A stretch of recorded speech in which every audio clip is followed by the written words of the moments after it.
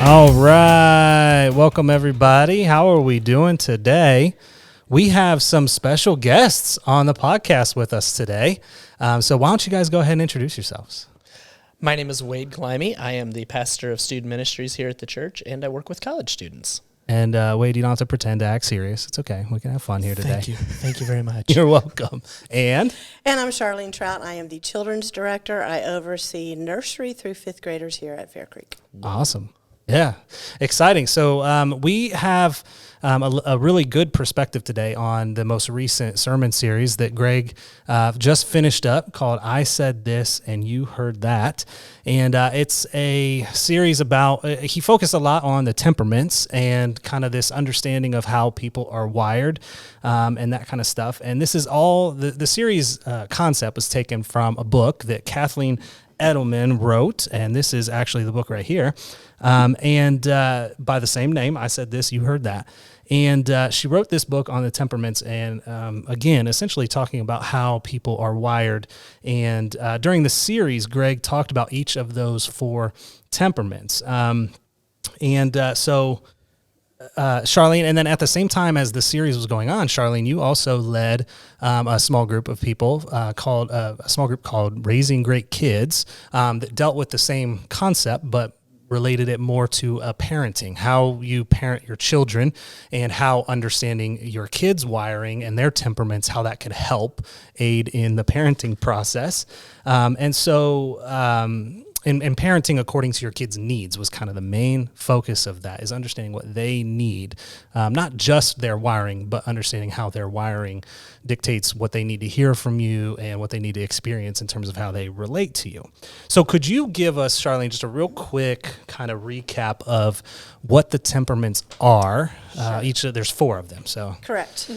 And we had these handy books that we had for Raising Great Kids. So I'm going to read to you the different colors and as they relate to your kids. You can think about you because it also, you need to know who you are and how you're wired, because there are ways then that you're going to have to respond to kids of different temperaments. So to start out with, yellow is sanguine, and these are fun-loving kids, outgoing, optimistic, and the life of the party. Not just kids, anybody that color. Yes, we and are. I believe you are yellow, right? A little bit. Yes. just a tad, We maybe. shared office space for a while, and I can attest to the fact that you love fun. The second color we looked at was red, and that is choleric, and they're born leaders. Get things done, they're visionaries, and they're decision makers. And so they're very important people to have on a team, and they're great kids. Yes, they are. Mm-hmm. Greens are phlegmatics, and these are people who are relaxed, likable, peaceable, low stress, and I think we have one of those at our table. Maybe just a little bit. I do appreciate calm and harmony. Those are my favorites. So. So Matt is green. And then we have melancholy, and these people are characterized, they like to be organized, they're detail-oriented, they're deep thinkers, and I would be blue. Really? So, yes, we would plan fun activities. He would do the fun stuff. I got the detail stuff. But Yes. it worked That's a well in good family combo. ministry. It was a Absolutely. great combo. It is a awesome. good combination. Okay, so those are the four temperaments, and you may be thinking already, like, okay, I have a feeling I might know which one of those I am if you're watching or listening to this. And so we're not going to give a ton of detail, go further into that, but we want to talk a little bit about what it means to kind of understand those temperaments. And so we believe that your temperament goes beyond just personality. It is the innate wiring that you have from God, the way he kind of created you to be. Temperament is behind personality. It often governs or, guides how you go about displaying your thoughts and your feelings and all of that stuff. But it is certainly deeper than just personality. Personality can, as Kathleen talks about in the book, personality can kind of change over time depending on your environment and all of these different types of things. But your wiring from God is who you are, and it remains relatively unchangeable. And so the biggest thing, honestly, that I have taken away from being a part of this study, and even just listening to what Greg was presenting on Sundays through the message series too, is understanding that God gave us a temperament that he did for a reason, something that came out even in the Raising Great Kids stuff that I thought was really interesting, because a lot of times I find myself battling against, hypothetically, my son who is wired differently than I am. And I think, like, why doesn't he listen to me when I'm talking? Why doesn't he hear what I'm saying? And he probably thinks the same thing. Why won't Dad just stop long enough for me to talk? And why doesn't he listen? And why doesn't he hear what I'm saying? And it's easy for me to at times kind of think, God, why didn't you make us more alike so that we wouldn't have these challenges or these problems? But understanding it, again, I got this from a lot of this material was God he makes you, wires you a certain way on purpose, but he also then places you around people who have different wiring from you, because there is something that they need from your temperament, and there is something that you need from their temperaments.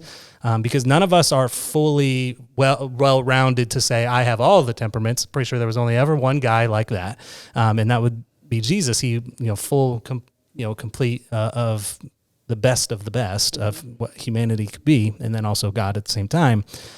But so I am deficient in some ways, and so there's something that, in this particular case, there's something my child needs from my temperament that he doesn't possess, but there's also something that I need from his temperament that I don't possess, to help make us a little more complete. And I think he does the same thing with adults too. He places us around coworkers and other things like that, other people that have different temperaments, not just so that we'll fight and battle with them all the time, but because they provide something to us that we don't, have in ourselves. And I just thought that was really cool, because again, it's easy to find yourself battling with other people's personalities and other people's temperaments and just thinking, man, if we were all just a little more alike, this would be easier, right? And maybe it would be, I don't know, but we would also miss out on a lot, I think. Right. Yeah. And I heard the sound that you just made, and I think there's also probably some truth to the fact that if we were all too much alike, that would probably drive us nuts too, right? So that's probably also quite accurate. So I wanted to ask you guys, what is something that you've learned from this, studying this, and the preaching that Greg did for the last 3 weeks, that you wish you had known perhaps when your kids were younger? Wade still has kids in the house, but they're getting a little bit older. And then Sharlene, you guys as kids are all grown and adults and out of the house. They're my age, by the way. And so is there anything that you wish that you had known when your kids were in the house, or that maybe that you wish you had known when they were a little bit younger? And then also, maybe, is there anything that you've learned from this that you feel like you could still apply with your children, even though maybe they're adults or even though they're growing? Yeah. Good. For me, it is learning that each kid is different. I think that has been an obvious one for quite some time. Yeah. But how I talk to, or how Mary Joyce and I talk to each one specifically. One, if we raise our voice, she cowers based on her personality and how she reacts to those things. So we've had to kind of have some conversations, go back and revisit how we're going to explain when we're upset with her, or she's done something that she shouldn't do, such as her room's a mess. Not that happens. Just a thought out there, yeah. That's an idea if it were ever to be true. But another one of our kids, we have to be very blunt in their face, because their personality is so much so that they're flighty and having fun and everything like me, and I need you to tell it to me as it is. Yeah. So that has been an eye-opener. Huh. And just having those conversations with how to redirect, to how to parent, and then ultimately how they're going to relate to others to show the love of Jesus to their friends. Yeah. So that's been really cool. That's awesome. Each of the temperaments have strengths and weaknesses, and had all this material been available, because, yes, our kids are all older, it would have been nice to understand the weaknesses that they have that go along with the good things that they have. That some of it is not something that, like, I cannot make an introverted child extroverted. There are certain things in that wiring that we would perceive as weaknesses maybe as parents and try to change, when that's just something innate in them because of who God created them to be. So possibly knowing what weaknesses go along with each temperament, so that then we could help them in overcoming certain things, or at least getting better at, because our weaknesses, even though we can't excuse things because we have weaknesses, we could have walked better with them on that journey. And then flip side of that, strengths, and they naturally come out anyway, but then really embracing those strengths so that they could excel in the areas of their temperament. Yeah. We had our oldest son, he's blue, blue red. And one thing also to remember, I think, that is important as parents, your children do not inherit your temperament. No. Just because, you look at a kid and say, they're just like me. Well, they might be personality-wise, and they may even be wired like you, but that has nothing to do with genes. It is really how God created them to be. But our oldest was always prepared, no matter where we went. One time we went to a parade, and it had rained the night before, and the bleachers were all wet, and Greg and I look at each other and was like, what are we going to do now? And he had a backpack with him. He was probably middle school. He pulls out trash bags, puts them out on the bleachers, and we all sat through the parade dry. Because he was always prepared ready. like that. And so knowing those strengths then, especially as they get older, you can help guide what may even God has something to do with those strengths, that he may have them do something with those as they get older. And yeah. So it would have been great to visualize, verbalize, put that all out instead of trying to figure it out as we went along. Yeah. So I love that it's all out here now, and it's in a neat package, because I'm blue. It's all organized, and now You like the I can go details. back and see all that detail. I like that, because when you think about preparing them for the future, you could see their colors. That's a good reminder to me as I'm thinking through 2 kids left, and how do I use those strengths, use that personality, use those traits to prepare them for the future. Right. Yeah. Good idea. Yeah. I did find it pretty interesting too that Kathleen kind of talks about how, I won't use her words exactly correct, but essentially to the point that we try our best to relate to other people out of the strengths of our temperament, but when we feel like the needs that we have innately are not being met, that's often when we start relating to people out of the weaknesses of our temperament. Correct. And it really would be helpful. And I have younger kids, so I'm hoping to be able to apply this, although, we all mess up, right? Still, I won't be able to do it. Perfect. I won't do it perfectly, but nice to know that when I can start pinpointing, my kid is starting to lash out or react out of a weakness that is part of their temperament, can I recognize that and say, clearly this must be because they are not getting something that they need. How can I meet that need so that we can stop experiencing the Correct. the negatives of their personality, especially, or of their temperament? Like you don't want greens to withdraw. So if you Right. see that happening, especially when they get into middle school, some of that is the phase they are in, but some of that you've got to go in and pull them out, because you don't want patterns like that to continue. Right. And like reds, especially when they're younger, they want to be in charge. So give them a sense of making decisions. All of this doesn't mean that they're running your house, but we are giving them in our home to raise and do the best that we can, that we know that we can, right? So with a red, give them choices so that they feel they're in charge of, that day I get to wear this, but you've put things out for them to choose from. Yeah. There's nothing wrong with that, because that is actually leaning into strengths that they have, and they will learn, it's not all about, it has to be this way. There may be 3 different ways, and we pick the best one. That'll go with them all the way through adulthood. So the seeds that you are planting and how you're dealing with them now will definitely play on their strengths and weaknesses. And we have that opportunity to do that with our kids, because parents are the most influential person in their lives, and it always will be, even when you think it isn't. And it's tough as a yellow to not put those same expectations or requirements on my child who is a blue. Right. But, she should just be able to do this.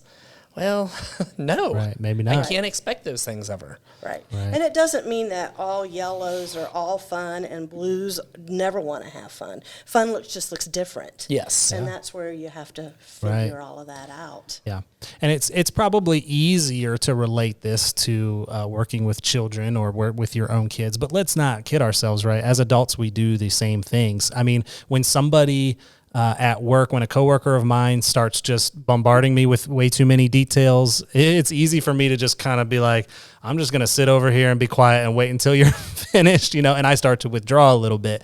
And so we do that to each other as adults too. This isn't just, you know, kids stuff. It's nice to know this for kids, like, especially if you are raising children at home and stuff, but it's good to know this about your coworkers too. Now you can't go and take this assessment to work and make everybody fill it out so that you know their colors. I mean, maybe your boss would be okay with that, or maybe you are the boss and you're like, we're going to do it. That'd be great. But if you can understand at least the basics of the temperaments, you can sort of pick out where you think maybe some of your coworkers are and try to understand a little bit better where they're coming from when they say certain things to you or whatever. And even just recognizing yourself, if you're starting to withdraw, maybe you need to be willing to stand up and say things if you need to say stuff. Or if you are always being goofy and silly and funny at work, maybe there's a time to be serious at times, and you need to work on being able to do that. Not that I'm talking about anybody in particular. Me, pretty much. I'm talking about me. But no, so it's just we need to be able to recognize those things in ourselves too, because these things may be more noticeable or more pronounced in children, but as adults we do the same stuff. So And it's applicable. It's not just how do I relate to them, but know who you are so that you know how you should respond. yeah.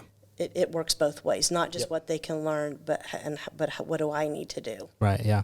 No. And the thing I love about what she says too is that while your temperament doesn't change, the whole reason why she put all this stuff together is not so that you can just understand who you are and then just say, well, I'm not yellow, so I don't do fun, and that's not me.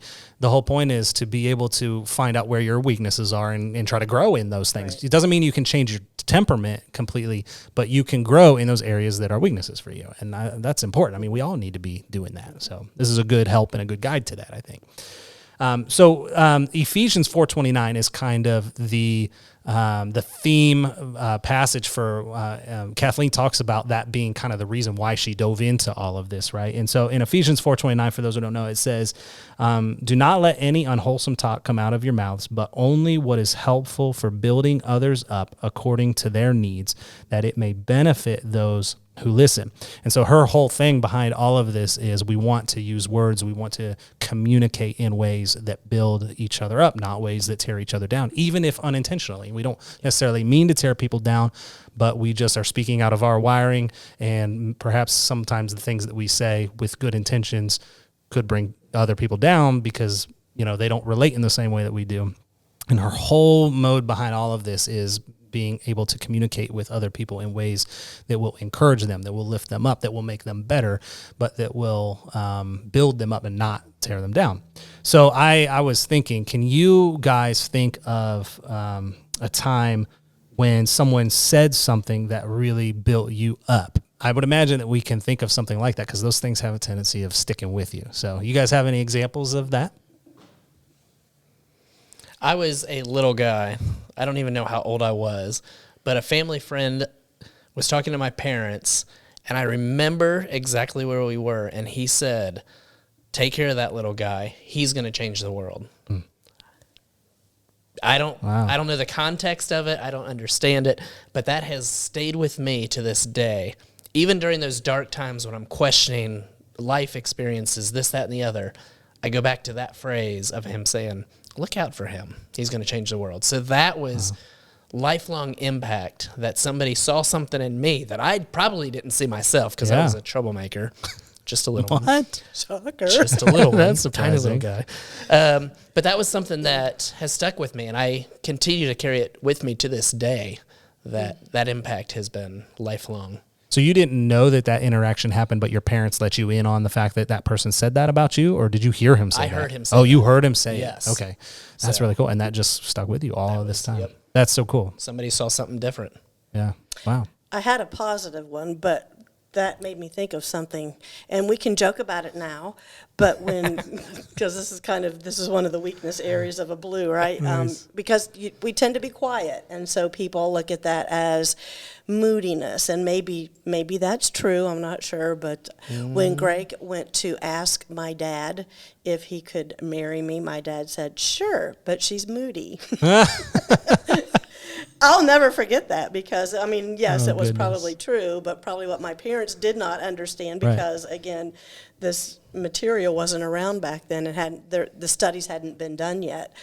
That I might not necessarily be moody. I might just be kind of quiet because I had 3 older siblings who I don't think any of them were blue. So it's just important to know your kids, but I guess I'm moody. That's hilarious. Oh, man. But I will say that has been nice. You mentioned it earlier about working together. We're very much different in regards to our colors, but that's one of the cool things I think over the past few years is how we have been able to work together, and we've used a little bit of my craziness or creativity, but then you are tag teaming it with that ability to see, okay, what needs to be done for an event to come off. And I think over the past 7 years, it's been a really good tag team. So, and we had, when we were in the same office area, we had the fun office. Oh, yeah, definitely. You would come and knock on our door it's because very you'd true. smell the popcorn. That's there usually or was whatever. popcorn, and that was And one we even thing had a that- sign in our office that said, "This place is more fun than a barrel of monkeys." and it was. Because blue people like to have fun, And Sure. we did. and we Oh, did. we laughed a lot. We did. But we Yes. got our work done. Absolutely, I have a notebook. absolutely. We got it You still got all of the tasks completed, but done. Right. but we still had plenty of fun doing that too. And it pretty much was a barrel of monkeys, so I'm not sure if it was more fun than a barrel of monkeys. It pretty much was. And sometimes the monkey from next door would come over and goof off too. So right. that And was give me. him That was popcorn. me, and I would eat popcorn usually, or something like that. So around here, we talk all the time about being for people mainly. I mean, that's the main reason why we talk about this whole for concept. And Greg and I have talked about it on the podcast before as well. At the end of the day, we are for people. We want people to know that we care about them, that we love them, that we want to encourage them and help them grow. But we always try to make a focus on that and not focusing on, one, what we're against, but even just more than that with the people we interact with every day. It's not about what we want out of people or from people, even in terms of their church or their service or their coming here and that kind of stuff. It is genuinely what we want for people because we want people to know that, again, like I said, we care about them. This isn't just what can you do for me? How can you fill a spot? How can you serve in some capacity that I desperately need from you? But more just what can you participate in? What can you interact with? What can you maybe even serve in that will be a benefit to you, that will help you grow, that will make you better? And so we talk all the time about being for. And then Greg said something during this series about the idea that we need to understand that it's not always good enough to just simply be right. We need to be willing to do what is right. And I just thought that was a really impactful statement when he said that. I don't know if you guys have any thoughts about him saying that in particular, but when he said that, I was like, okay, aren't they the same thing? And then I was like, they might not be the same thing, you know? Sometimes doing what's right means not always reminding the other person that you're right all the time, you know? And then it's like, well, I'm just right, so you just need to accept what I'm saying. And that speaks a lot to the temperaments thing and understanding how people receive communication, as well as just being for, right? Hammering people down all the time with, I'm right, you're wrong, just listen to me. And you might be right in what you're saying, just might not be helpful to do that. And so I don't know. I just thought that was really interesting when he said that. I don't know if you guys have any thoughts about that in particular, but something that I heard, a few of us from staff recently went to a conference down in Georgia, and one thing that a person in one of my breakout sessions said, and the topic was totally different from this, but they asked the question, what does it feel like to be wrong? And of course, naturally, you get these the responses of, well, it's embarrassing, you feel bad, you feel awkward, all that kind of stuff. And then the person who was talking said, No, that's what it feels like when you realize that you're wrong. But what it feels like to just be wrong often feels a lot like being right. And it's like, and I was like, well, hold on a second. But they're so right that you don't say something that's wrong knowing that it's wrong, right? You say it because you think that it's accurate or you think that it's right. And you don't necessarily harm people with your words on purpose. You're saying something that you think is correct or whatever, but you don't necessarily realize that. And I don't want to be somebody who gets caught in the trap of just spouting off and tearing people down with my words only to find out later that I was completely wrong anyway. Like, like the thing that I said just wasn't even accurate or true anyhow. Man, how I would feel terrible to do that to somebody. So I think we just have to be careful about that kind of stuff. And in a home situation, it's easy to do that because you're most familiar with the people that you live with. Yeah. And we have the most ability to push buttons, and we know that. But you go back to Ephesians 4:29, and I think building each other up, that phrase in that verse is so important. That doesn't mean there's never room for correction, because actually when you are raising kids, that is an important part of parenting. There's discipline and there's correction. It's how you do it, though. Yeah. And when you know their temperaments, like you're probably not going to have to put in, I think Kathleen even mentions this, I don't remember if it was red or blue, they already know when they're in trouble, and they'll put themselves in the corner because I think it's blue, because they're, they didn't measure up in their eyes, and so they're already being hard on themselves. Mm-hmm. You don't have to step in and do that. But you can step in and build them up, and by saying, well, this was wrong. Now, next time, what does that look like for you? How can we help you learn from that and move forward? So it's not so much correcting them harshly and letting it go, and then hopefully they learn from that, because that's not building them up. So correction is important and vital, because God even does that with us. He chastens those he loves. But that's the key, love. And a kid needs to know, and coworkers, anybody, they need to know that you love them and you have that relationship with them, so that you can say those things that need to be said, but then you follow it up with encouragement so that they're not beaten down. Right, yeah. And you might have, understanding your different kids and their different wiring, you talk about how they don't inherit our temperaments, and that's true. And I actually, in my house, don't have a single other green. My wife is not a green, and none of my 3 children are green. So they're not exactly like me, and understand, but they're also not like each other either. And so I might have to treat them a little bit differently according to what their needs are. One of my kids, I might be able to just say, hey, buddy, that was wrong. Don't do that again. And in his mind, he's checked that, and he's like, okay, that's wrong. I don't do that anymore. And of course, they forget or they mess up. Right. But for the most part, he's like, I'm not supposed to do that. And I'm a rule keeper, and I'm a box checker, so I'm not going to do that anymore. Whereas my more fun-loving other children, I might have to tell them the same thing over and over and over again. But it's just the way they are. It's just their wiring. So you do have to, unfortunately, I know that sounds terrible, because a lot of my household growing up was all about fairness, right? Everything needed to be fair. Everybody needed to be treated the same way, which I appreciate. My parents were wonderful, but the truth is, each of my kids needs to be treated a little bit differently at times, depending on what they need, because they don't all need the same things. And as they get older, and you can probably attest to this, as they get older and when they say something is not fair, it's okay to say, it's not fair through your red eyes. Right, but you've got to remember how God wired them, and this is what's fair to them. We don't love them any less. In fact, we love you both so much that we want to make sure we're responding to you and how you will respond back to us. Yeah, definitely. And I go back to that verse, and it talks about the building up or the edification. Yeah. And sometimes I think we lose that as parents. We think so much about the correction side of things that we forget, wait, they need to be built up. And we're training them, and how we put their personality and their traits into that is a big part of it. It's real easy to lose that side of it, to say, okay, this person, not specific any of my kids, has done this issue, and I want to discipline them and correct them. But I forget about that weak side of things, that, oh, wait, I need to look at how to correctly do that so that they're not, in some ways, torn down from it, but built from it and grow from that so that they don't do it again. Yeah. a lot of the times that's a communication thing too that we have to, as parents, add into it. That's what I've learned thinking through this as well. So Definitely. Yeah. Well, correction is there to grow, Right. not just behavior modification. correct. Yes. That's a good point. Absolutely. Very true.